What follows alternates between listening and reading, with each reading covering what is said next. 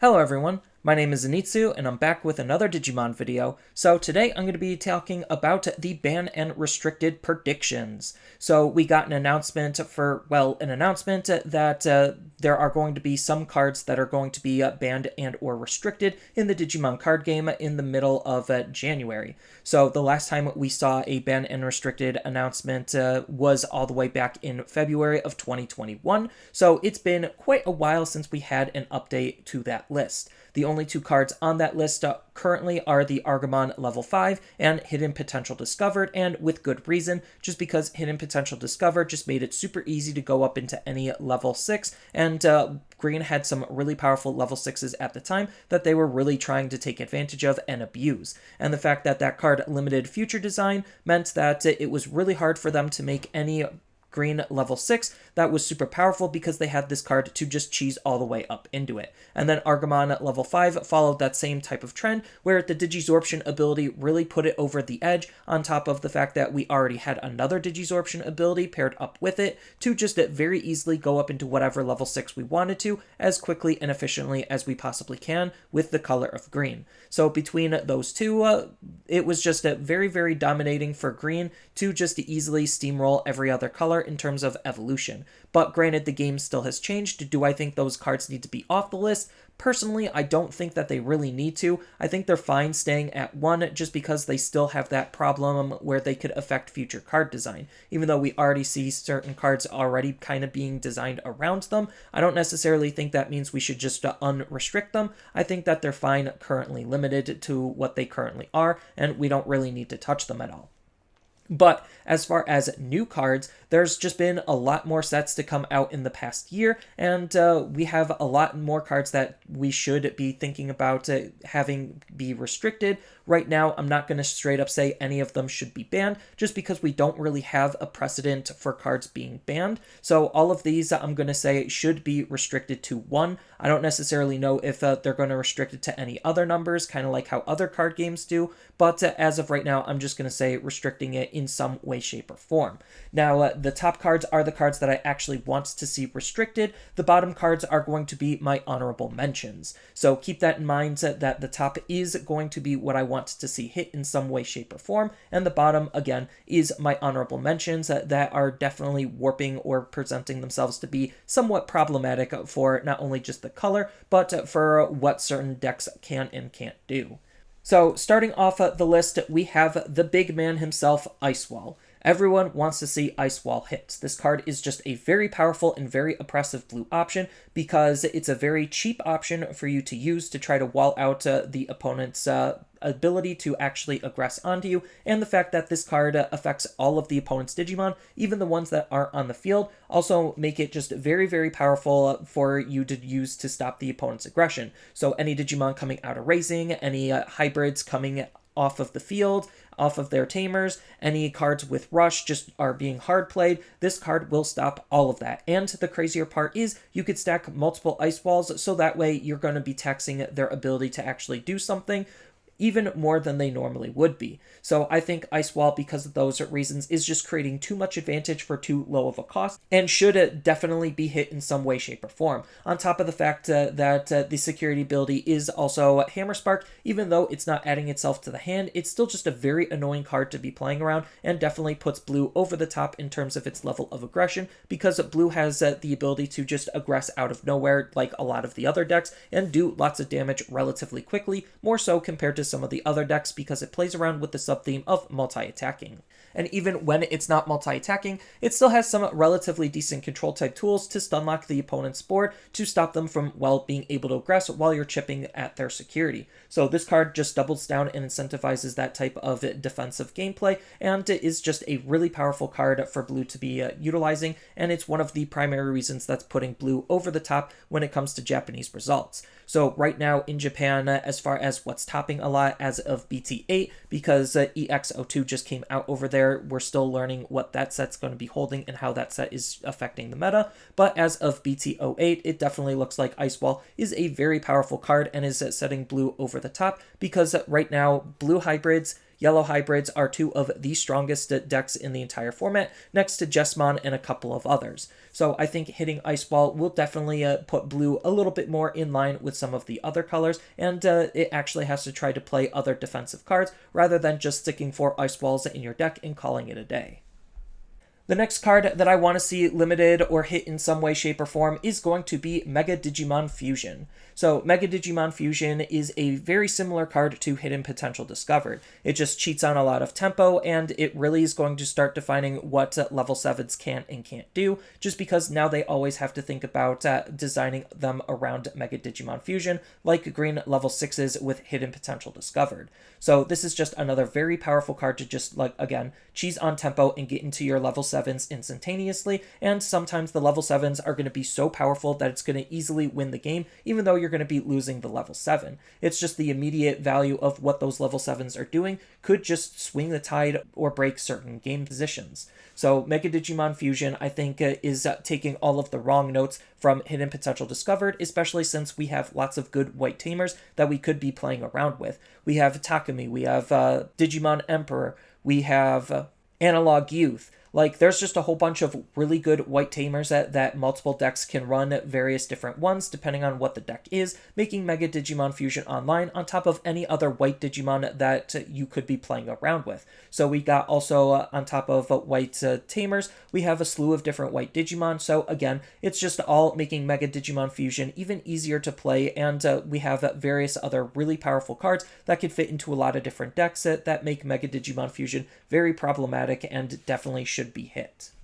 This next card is one that, even though I really don't want to see hit, I think it still kind of does need to be hit in some way, shape, or form. I don't think, like, the Yellow Hybrids deck without this card is going to be absolutely dead in the water. It's just going to slow it way down and give them less hybrids to utilize. So I would rather this card not necessarily get hit because it is going to make a huge impact on the Yellow Hybrids deck, but I think the Yellow Hybrids deck is strong enough where we definitely need to see something hit from that deck. So the Yellow Hybrids deck is just a very powerful deck because it's doing something very similar that Shine Greymon was doing, where we're just playing lots of tamers, and then we're going to be chipping out the opponent with our hybrids and some of our other cards, and then we could use Jetselfiemon as a good stall card because she's just a very easy card to digivolve up into. So because we could digivolve on top of one of our tamers into a hybrid for 2, then this card for 1, that's just digivolving for 3 all the way up into an ultimate, which we could then use to recover 1, which is a generic recover 1, so there's no status condition attached to the ability to recover, which again makes it a really good card compared to some of the other recovery cards we had in the game before. And then on top of that, most of the time, since you're playing a hybrid-based deck, and you're playing lots of tamers, you're going to have a memory fixing tamer. You still have memory to work with to do various other things on your turn, like, let's just say, digivolve up into a mega or do some other things. So this is just a really easy card to digivolve up into to do lots of, well, just very annoying and powerful things, and I think it's just a little bit too oppressive for a lot of other decks to try to deal with. Now, the next card is going to be Eisemann. So this Eisemann is a very powerful Digimon, especially in combination with Eisemann Scatter Mode. So Eisemann Scatter Mode is the whole card that this card is supposed to be interacting with. So you're going to delete your Eisemann Scatter Mode, then you're going to be drawing 3, discarding 2, and if you discard 1 Eisemann off of it, then he's going to immediately play himself into the field for free because a Scatter Mode was deleted or is already in your trash. And then on top of that, if you have 2 Eisemann, then you just get to play 2 Eisemann for free, and pair Eisemann Scatter Mode up with any other draw and discard based synergies. Like, it's just a really easy card to play at almost any stage of the game to just cheese out level 4s for literally just doing whatever your deck is already trying to do. This does have a little bit of an unhealthy interaction with Chimeramon, where you could just get 2 Eisemann out on the field for literally doing nothing if you're just lucky enough, and then go straight up into a Chimeramon, and then go straight up into a Mega right afterward for basically free. So this is just a very powerful card just because the fact that it plays itself for free for just literally doing what your deck wants to do just makes it a little bit too strong, especially since this package is borderline splashable in any purple deck, just because purple really only cares about filling up its trash as consistently and quickly as it possibly can, and Scatter Mode is just already one of the best Digimon that we could use to try to fill up our trash and have some extra consistency in our hand on top of all of that. So it's just a very powerful powerful card combination to be playing around with, and I think it's just a little bit too oppressive for a lot of other decks, even though purple hasn't necessarily had the greatest showing, or it still has a decent showing, just not as good as yellow hybrids, blue hybrids, or Jetselfiemon. It's still just a very powerful deck, and the second those decks are hit, this kind of a card and these kinds of interactions are going to start coming out in the woodworks and start to be their own problems, and then people are then going to start talking about it. So I think to limit this card is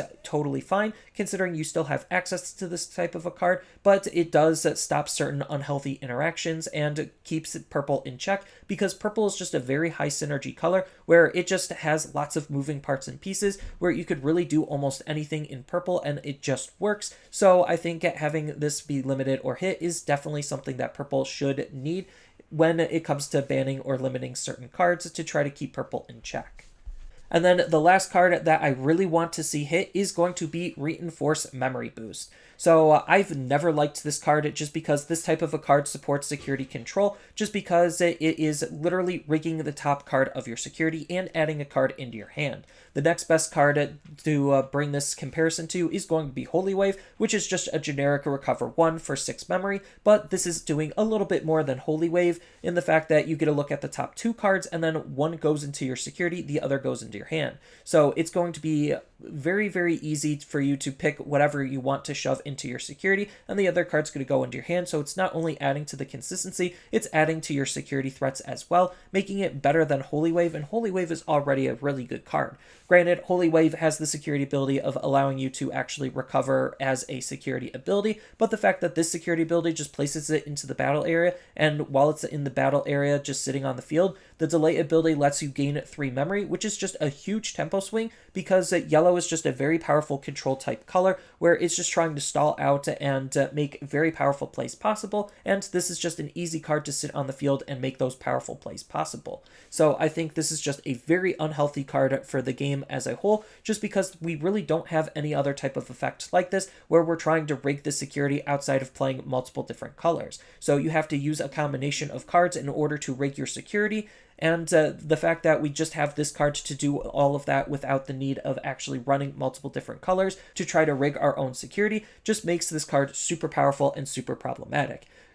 Now, as far as my big honorable mentions, I'm going to be taking a look at Calling from the Darkness. So this is a pretty interesting card because this is just a very powerful with a combination of cards rather than the card itself, but it's still just a very decent card at what it's doing. So it has the main ability to delete one of your Digimon, then you get to return up to 2 purple Digimon from your trash to your hand. The crazy thing about this card is the fact that you actually don't have to delete your Digimon in order to return 2 purple Digimon from your trash to your hand. So if you don't have any Digimon on the field, you use this card, you'll still get the 2 Digimon back. Even if you do delete one of your Digimon, it's not like it's going to be that bad of a trade-off just because, well, most of the time if you're using this card, it's on a Digimon you want to delete to try to trigger its on delete ability, and then the downside isn't really that much of a downside. So I think this is definitely a card to look out for just because it's a very powerful card already on what it's doing, especially in combination with some various other cards, especially since it also costs 1 to play.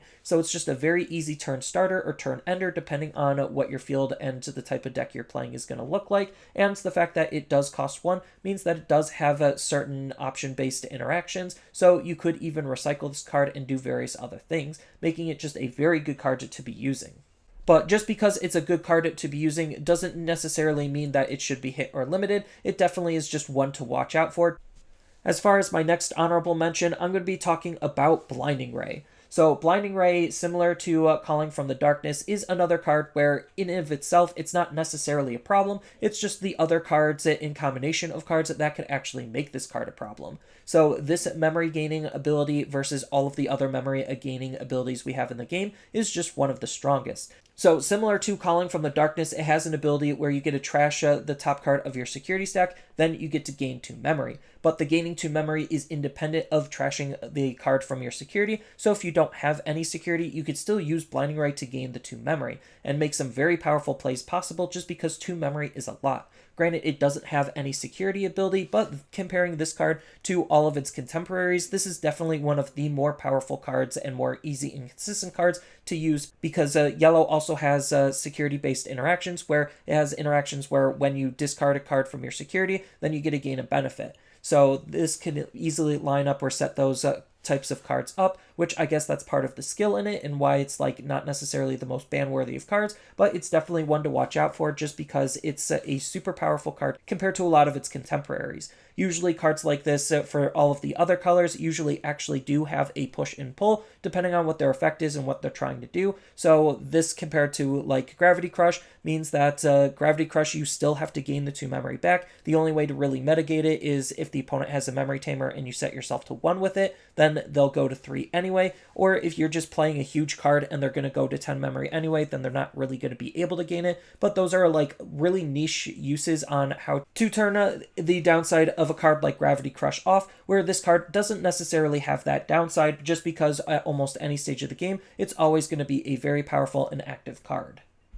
So I was going back and forth on what Blue Hybrids was doing and the whole stunlock potential of the deck, and I definitely think that even though Korikakumon is a very powerful card and does have direct interaction with Tommy, I think Tommy still kind of is the problem card at the end of the day, just because Korikakumon doesn't necessarily need Tommy, it just makes Tommy better, and Tommy's already a really good card to be playing with, just because it's just, well, that good at trying to trash the opponent's Digivolution sources, and then stunlocking their Digimon to eternity and back. So the fact that its inheritable ability just lets you stunlock an opponent's Digimon from attacking or blocking is very powerful because it takes away the interaction part of, well, what Digimon is trying to do. So the fact that you could just recursively use Tommy to swing, stunlock a Digimon, next turn swing, stunlock a Digimon, next turn swing, stunlock a Digimon is just very, very powerful, especially if you have multiple Tommys on the field. Then it just basically neuters the opponent's field to where they can't really do anything. So yes, you kind of do have that interaction with Hexablaumon, but at least the opponent can try to do something about Hexablaumon,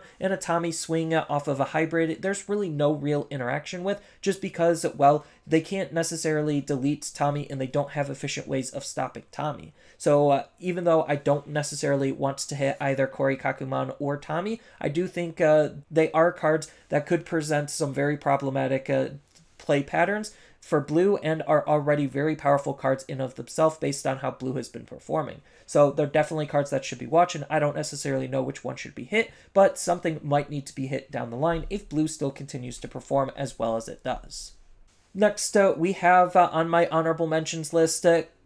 Chimeramon. So this is the BT08 version of Chimeramon, and I really did not like this card when it initially came out. I think this card, even though right now it's a very splashable and very powerful card and not overly dominating, still has that potential to be very problematic because it could actually start limiting the design of certain Digimons. So right now we just have a couple of Digimon that are able to play level 4s for free, and the ability to play level 4s for free, well, just make Chimeramon that much better of a card to use, because the more free value you could capitalize on, the better your free value is going to be. So we already have, let's just say, the double Eisemann play that I mentioned before, where if you are lucky enough to have Chimeramon, 2 Eisemann in a scatter mode, then you could easily go up into a Chimeramon for free, and that's just, well, really, really powerful and can be really, really oppressive. We have Jetselfiemon, where he could swing twice, play 2 Sistermons, then use the Sistermons to digivolve up into a Chimeramon. That's, again, just a free value on top of free value on top of free value, and that's just a little bit too much and too oppressive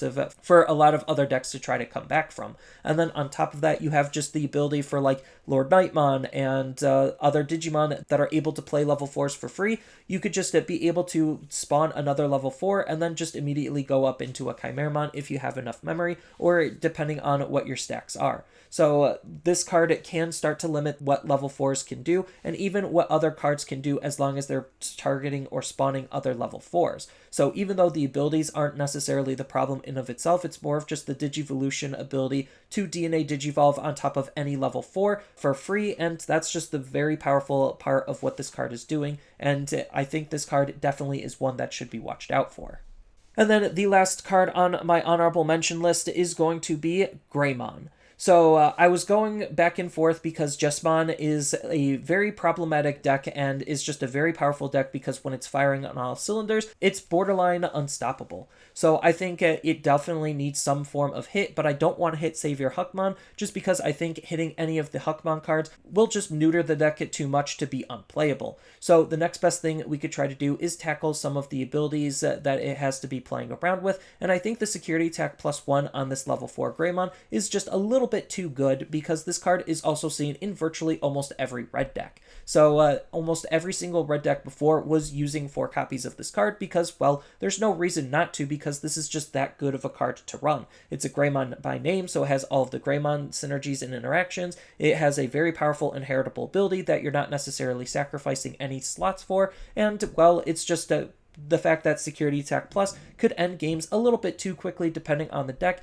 might be a little bit unfun or problematic depending on what the deck is. Right now, again, the biggest defender is going to be Jetselfiemon just because it's a level 4, because you don't necessarily care whether it's going to be this Greymon or Huckmon. You actually would prefer the Greymon more often than the Huckmon, but depending on the deck in this situation, the fact that you have access to both just make Jetselfiemon a very powerful deck to be playing around with. Even though a lot of people would want Taikamiya to be hit, I don't think that's necessarily the card, because that card is a little bit more situationally good than this starter deck Greymon, where the starter deck Greymon is just a more generic card that almost every single red deck can use, and most red decks have used, just make it a little bit more of a card to look out or watch for. But for the most part, this is just my predictions on what I think Bandai is going to ban and limit. Again, I'm not Bandai. I don't know exactly what they're going to be banning or limiting. I just know certain reasons behind why they would ban or limit particular cards. The rules that I kind of used myself are 4 rules. 1, no killing off decks. So you still want to have as many decks in the game as you possibly can. So you want to hit cards around the deck to not just kill it off, but to try to deal with what the deck is trying to do and mitigate some of its, well, unfairness, if it's having any unfairness or if it's just overperforming. Then the second rule that I've been using is unfair advantage, or a card doing something it really shouldn't be doing. So we do have a couple of handful of cards where they're just a little bit too unfair because of the advantage that they give or the advantage that they could set up, and we do have instances of cards where even though they should be interacting one way, they kind of sometimes ignore some of their own costs and restrictions to just do something very, very powerful.